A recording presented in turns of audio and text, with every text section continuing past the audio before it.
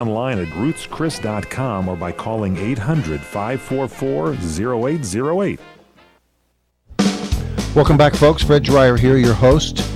We're talking about the terrible speech by Chris Christie, and what I believe now has to happen is that in order for the message of true conservatism to get out from here going forward, there's got to have to be a grassroots movement by the Tea Party, just like it was in 2010. 2010, if you recall, there was really no way of really predicting what was to come. You know, people that went out and voted were very quiet. They weren't part of polls. The polling really didn't show this.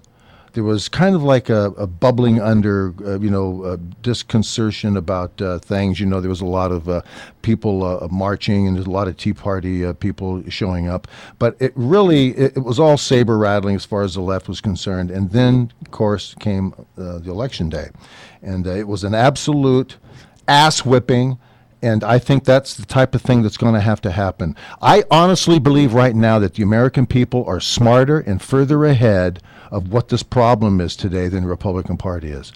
I honestly believe that the Republican Party is so asleep and anesthetized and wrapped up in their own politics and their own established, front-running, stuff-shirted nonsense that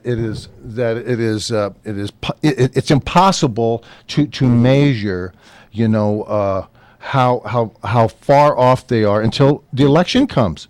And then you have to understand that, the American people were there all along. I believe that's true. I think the American people are there right now. I think they're just like me, just like you out there trying to shake your head as to what the hell did Chris Christie say? What does that mean? They even had Rudy Giuliani come on. Did you catch that? Rudy Giuliani comes on and says he thinks the GOP told Christie to tone it down. And I started yelling, of course he did.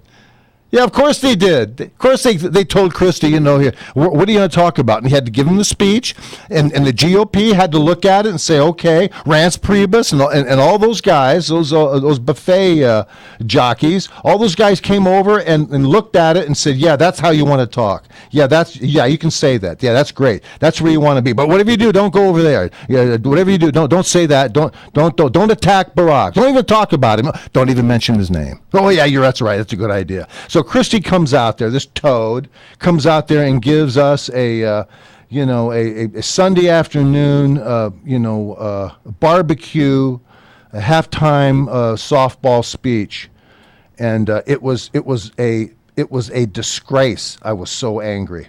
And so the only thing that can happen now is that now the money is going to flow. The convention will be over by this weekend. Certainly Monday they'll be up and running. And the CPACs, all of these conservative people who do not necessarily agree with what's going on in the Republican Party. Remember that.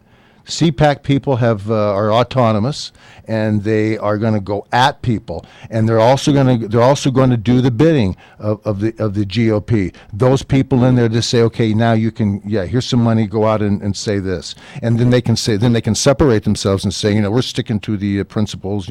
He's a great man, Obama. He's a nice guy. He's just incompetent. That's what Romney and Ryan are going to be saying, and then the CPACs are going to come out and load the torpedoes. It's going to be interesting to see tonight what Ryan and Condoleezza Rice say. What is their take on it? Will they be free to say some things that we want to hear? John T-Rex McCain lost this election 4 years ago because he was left of center. He had an opportunity to go back and tell people that he was not like George Bush. Remember they kept saying, you vote for T-Rex, he's going to be just like George Bush. It's George Bush number 2, George Bush number 2. Well, he went back to D.C. and got involved in the first TARP, and all he had to do was separate himself from Bush and the Republican Party and simply say, something, I'm running for president. I'm running on a new ticket. I'm running on a right-of-center conservative ticket. I'm not going to support this. I'm going to tell the American people this is a scam. This is an absolute disgrace. I won't be a part of it. He might have won the election. At that point in time, they were about even. He might have won the election, but he caved in. He coughed it up and caved in. Of course, he's always been that way, anyways. I always tell people, I'm amazed. I always want to know. I always want to know what happened to John McCain, that great hero, to go through what he went through and to come out and to be a wide-eyed, excited conservative, and to be a saint, a follower of Ronald Reagan. Got him into politics, and now look at him. Left of center liberal.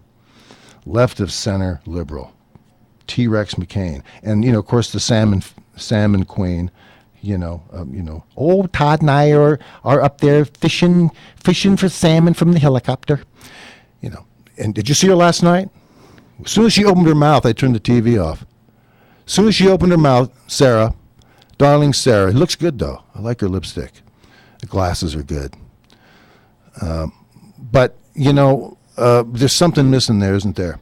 When she starts to talk, she's not presidential. She's not vice presidential. I don't know what she is. She's got a good heart, and she means well. But, boy, I'll tell you, to put her on a loudspeaker in an auditorium, somebody was very smart not to do that. So she's great with Greta, Greta. She's hilarious. But we're going to have to hope that the Tea Party rallies, gets people together, and just says, you're going to have to excuse my stumbling, bumbling uncle. This is what he means. We know what he means. Let's get out there and vote and get this guy out of here and get on with the business of being an American. And so we hope that is true. We're going to look forward to Condoleezza and Ryan tonight. But stay with us, folks. We'll be right back.